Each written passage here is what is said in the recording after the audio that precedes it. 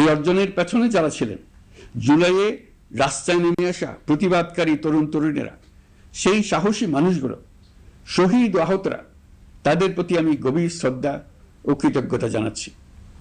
তাদের অভূতপূর্ব ত্যাগ ছাড়া এই পরিবর্তন সম্ভব হতো না। এই প্রক্রিয়া সফল করতে দেশের আবালবৃদ্ধ বনিতা সকলেই সহযোগিতা করেছেন।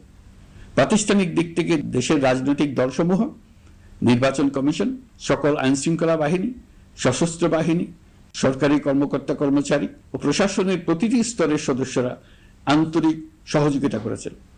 আপনাদের প্রতি আমার আন্তরিক কৃতজ্ঞতা রইল। আপনাদের ধৈর্য, পেশাদারিত্ব ও আস্থার উপর ভর করেই এই পথ চলা সম্ভব হয়েছে। প্রিয় দেশবাসী, 24-এর গণঅভ্যুত্থানের সময় দেয়ালে দেয়ালে তরুণরা যে নতুন বাংলাদেশের স্বপ্ন এঁকেছিল, তার কেন্দ্র ছিল প্রাতিষ্ঠানিক সংস্কার। সেই প্রত্যাশা বাস্তবায়নে অন্তর্বর্তী সরকার প্রায় 130টি নতুন আইন ও সংশোধনী প্রণয়ন করেছে এবং প্রায় 600টি নির্বাহী আদেশ জারি করেছে, যার প্রায় 84% ইতিমধ্যে বাস্তবায়িত হয়েছে। এই সংস্কার সমূহ নাগরিক অধিকারকে সংহত করেছে, বিচার ব্যবস্থাকে শক্তিশালী করেছে এবং গুম, খুন ও বিচার বহির্ভূত হত্যার সংস্কৃতি যেন আর কখনো ফিরে না আসে সেটা নিশ্চিত করেছে। আমরা দায়িত্ব গ্রহণের সময় দেশের আইন শৃঙ্খলা পরিস্থিতি ছিল অত্যন্ত ভঙ্গুর। খরচ বাঁচে 65% পর্যন্ত। ওয়ালটন বিএলডিসি ফ্যান ছড়ায় স্বস্তির সবুজ হাওয়া। থানাগুলো ছিল পুলিশ শূন্য, জনগণের মধ্যে আস্থার বদলে ভয় ও শঙ্কা তৈরি হয়েছিল। ধাপে ধাপে আমরা সেই অবস্থার পরিবর্তন ঘটিয়েছি।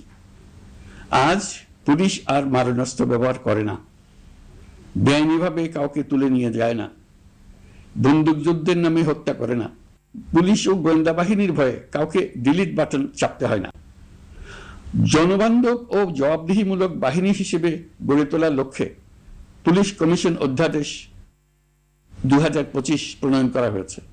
বিচার বিভাগকে স্বাধীন ও শক্তিশালী করতে পৃথক সচিবালয় গঠন, বিচারক নিয়োগের স্বচ্ছ কাঠামো এবং দেওয়ানি ও ফৌজদারি আইনে যুগান্তকারী সংস্কার করা হয়েছে। সেপারেশন অব জুডিশিয়ারির জন্য মাজদার হোসেন মামলার রায় আমরা বাস্তবায়ন করে গেলাম।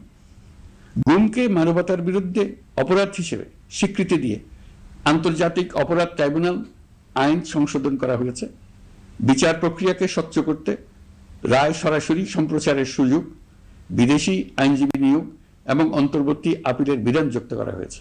বাংলাদেশ যেন আর কখনো মানবাধিকারহীন রাষ্ট্রে পরিণত না হয় সেই লক্ষ্যে জাতীয় মানবাধিকার কমিশন অধ্যাদেশ জারি করা হয়েছে এবং কমিশন গঠন